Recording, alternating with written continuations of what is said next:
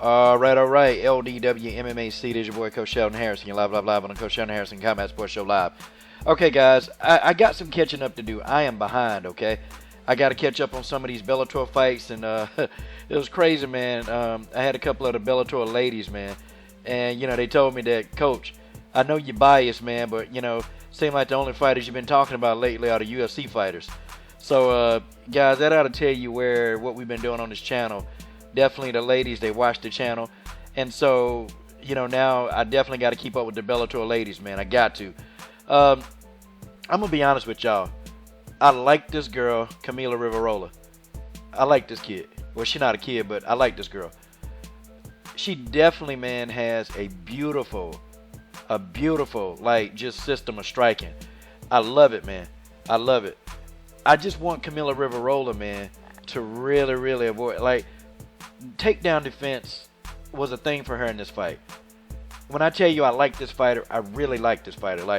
And I actually want to see this fighter win. Okay, I want to see Camila Rivarola win, and I know that she got what it takes. I know, and what I saw in this fight against Danni Neilan, I know that she's got the goods to be great. But a couple things need to be addressed, of course. This fight was good, man. In round one, Camila Rivarola, she dictated the pace of the fight. She kept a constant jab in Danni Neilan's face. And at first, it seemed like Danni Neilan really did not know what to do with the jab.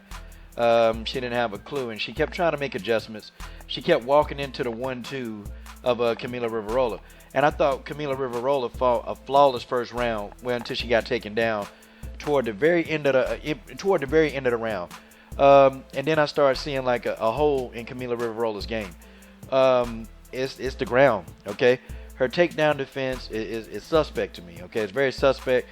And I thought at first she was doing a decent job of defending a takedown, but then Danni Neilan was so persistent with the takedown, and she didn't quit. Most people, when they get a little tired, they quit. Danni Neilan, I liked her persistence. I loved it. She committed to that takedown, and she did not let off the takedown until she got the takedown. Camila Rivarola, though, she was able to get back up, and still in round one, try to make it a fight. Well, no. She was able to get back up on some of the takedowns, but the last takedown toward the end of round one, she wasn't able to get up. She was actually getting grounded and pounded, but I still gave round one to Camila Rivarola. Round two, Camila Rivarola came out, and she was definitely thrusting the jab in Danny's face. Danny just started walking right through the jab, and Danni Neilan also did a good job of, delivering her leg kicks. Camila Rivarola would throw a leg kick, and there were no bad intentions. But Danni Neilan would throw a leg kick, and Camila Rivarola would immediately lose balance, man. And on one of those leg kicks, Camila Rivarola lost a lot of balance, and Danni Neilan just charged in and got that takedown. And, I started thinking, okay, she's a magnificent striker, but definitely the takedown defense, that's something that's got to be addressed if she's going to keep stepping up with these people with this jiu-jitsu experience. Because these people, what they're going to do with Camila Rivarola, they're just going to try to take her to the ground. They're going to eat a bunch of shots from her. Okay, her power is respectable. It's respectable. She don't have one hit or quit or knockout power, but it's very respectable. Danni Neilan just took a chance. She trusted her chin, and she ate a lot of shots to get these takedowns. So that's the thing. Camila Rivarola is so quick that you're going to eat 3 or 4 shots before you even get close enough to get the takedown off. So that was my thing, but Danni Neilan was successful in round two getting a takedown. And, Danni Neilan got the takedown toward the 2-minute 30 seconds mark of round two. And, man, she was doing some nasty ground and pound on Camila Rivarola. And the referee was about to stop the fight. And I'm like, okay, she's not really hurt, ref. Just give her some time. Let her work her way out of it. Let her just try to defend herself so this fight can continue. And Camila Rivarola did just that. She started rotating her hips toward Danni Neilan. And, you'll see at the end of round two, she started doing that. And she bought herself some time, She wasn't able to get back up, but she did buy herself some time. And then in round three, basically, Danni Neilan threw another leg kick, got Camila Rivarola off balance, and took her down. And basically, for the majority of round three, Danni Neilan just kept the fight on the ground. Camila Rivarola, she kept trying to put Danni Neilan in the guard. And the guard was a little shaky. She didn't really She really couldn't get the good hip position in that guard to try to control the posture of Danni Neilan. She couldn't do it. But I like this fighter, Camila Rivarola, okay?